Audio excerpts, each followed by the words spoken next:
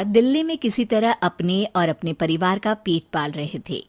पर एक दिन, अरे रमेश, तुम्हारी बेटी के तो समझो भाग्य ही खुल गए। वकील लड़के का रिश्ता आया है। अरे वाह, कब करना चाहते हैं शादी? वो लोग तो जल्द से जल्द ही करेंगे। बाकी शाम को मैंने रेखा को देखने के लिए बुला लिया है। तेरा घर छोटा है तो तुम लोग मेरे घर ही आ जाना। राकेश और उसकी बीवी सारी तैयारी के साथ रोहित और रेखा की शादी कर देते हैं। लेकिन अगले ही दिन, देखो रेखा, शादी भले ही हो गई है, लेकिन तुम ये मत सोचना कि मैं किसी जोरू के गुलाम टाइप रहूंगा। रेखा को रोहित की बात अजीब लगती है। मैं ये तो सोच भी नहीं सकती और ना ही चाहती हूँ, लेकिन शादी के अगले ही दिन इस तरह की बात की उम्मीद भी नहीं थी। रोहित रेखा के मुंह से ये बात सुनकर गुस्सा हो जाता है। अरे, काफी जबान भी चला लेती हो। माँ ने सिखाया नहीं कि पति से कैसे बात करते हैं? रेखा अब चुप रहने में ही भलाई समझती है। रेखा, जल्दी से नाश्ता तैयार कर लो। आज पहला दिन है, सारे काम तुम्हें समझा दूंगी। ये नौकरानी है जो तुम्हें बता देगी कि कैसे कैसे क्या करना है। फिर इसकी कल से छुट्टी है। रेखा भी ससुराल में जी जान लगाकर काम करने लगती है। खाली समय मिलता तो पति के वकालत की किताब उठाकर पढ़ने लगती। ये क्या, जब देखो तब पढ़ती रहती है। अच्छा सुन, कल पिता के घर से 20,000 रुपये लेकर आना।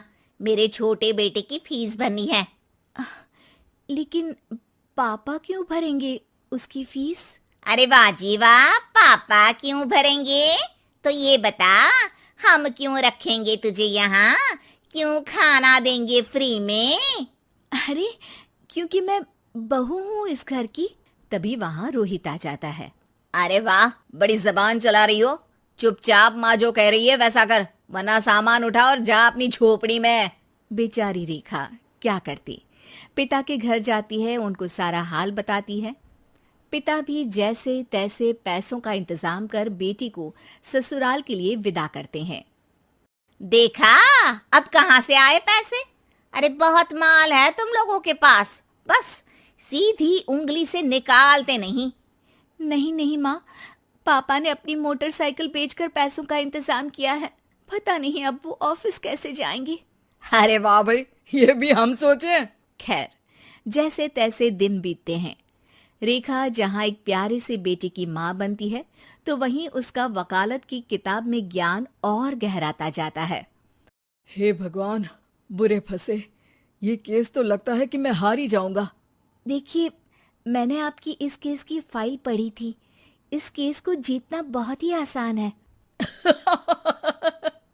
वाह भाई वाह, यहाँ वकालत की डिग्री लेकर भी मैं समझ नहीं पा रहा हूँ, और तुमने रोटी बनाते बनाते ही केस समझ लिया।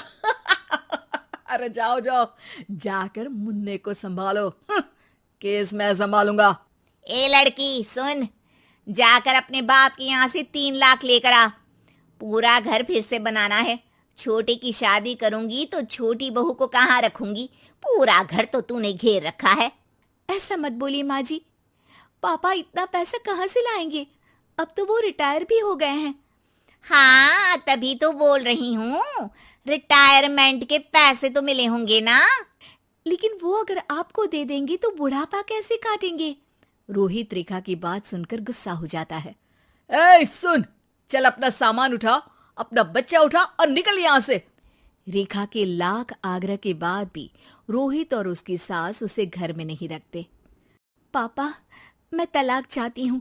बेटा, मेरे पास वकील के पैसे नहीं है। पापा, आप मुझे वकालत करवा दीजिए, अपना केस मैं खुद लड़ूंगी। इस बार रेखा के पिता भी उसे ससुराल ना भेजकर रिटायरमेंट के पैसों से वकालत करवाते हैं। और फिर एक दिन कोर्ट के बाहर, रोहित, आज तुम अपना ही केस हार गए, वो भी उस लड़की से जिसकी तुमने कभी कदर ही नहीं की।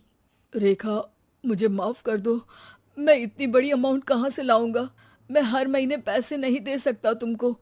पैसे वहीं से लाना जहाँ से तुम मेरे पापा को लाने के लिए मजबूर करते थे।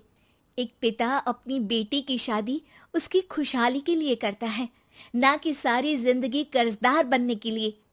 अरे, मेरे ही बेटे की किताब पढ़ पढ़कर ज्ञान बांट रही हो? वकालत की किताब तो ससुराल में ही पड़ी थी ना? बिल्कुल, यहाँ मेरी गलती रही। जिस पैसे से मैंने इसकी शादी की थी, मुझे वो पैसे पहले इसकी पढ़ाई में लगाना चाहिए था।